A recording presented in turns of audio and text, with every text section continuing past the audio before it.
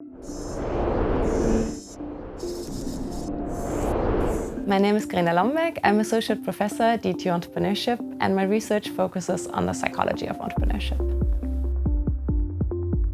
COVID-19 has influenced our day life and our work life tremendously. Together with my colleagues Julia Kasbrook from Maastricht University and Lars Alkersee from DTU, we looked at a different type of virus, namely depression, anxiety and stress-related disorders, and looked whether these could spread similar to infectious disease epidemically.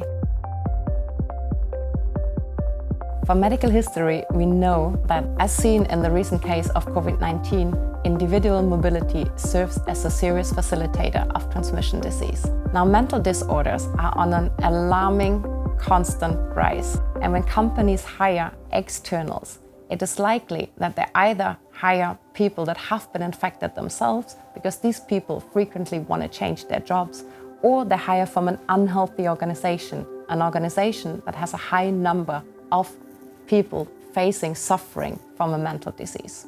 Stress, anxiety or depressions, they don't transmit via coughing or sneezing.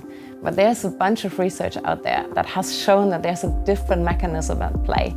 It's called social contagion. And what happens is that human beings, they tend to mimic other people around them. So if other people around us are showing some emotions, some judgments and feelings, then we tend to mimic them. And when we work over a long period of time and our co-workers show signs of feeling depressed, being fearful, being cynical, this is what we tend to mimic as well. And this is how such a mental disorder can spread. We empirically tested our proposed transmission mechanisms with a sample of 250,000 employees hired in 17,000 Danish firms over a period of 12 years. And our findings show that there is such a mechanism, that people with new hires implant depression, anxiety and stress-related disorders into their companies.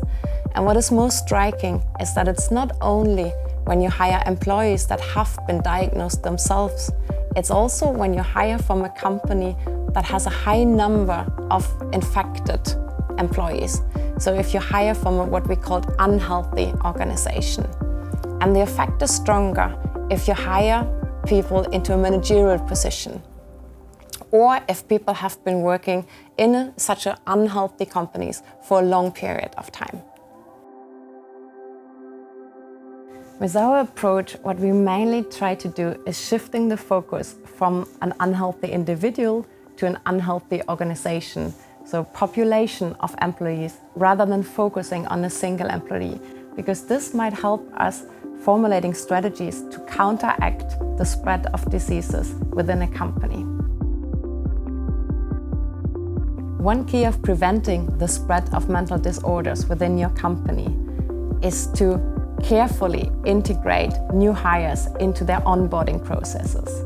But this is not only for new hires. After a full year of working in home offices, we also need to reintegrate our employees that are coming back from a long-term absence. So carefully work with the people and to reduce the anxiety that might come up when you start a new job or when you're coming back from a year of home office.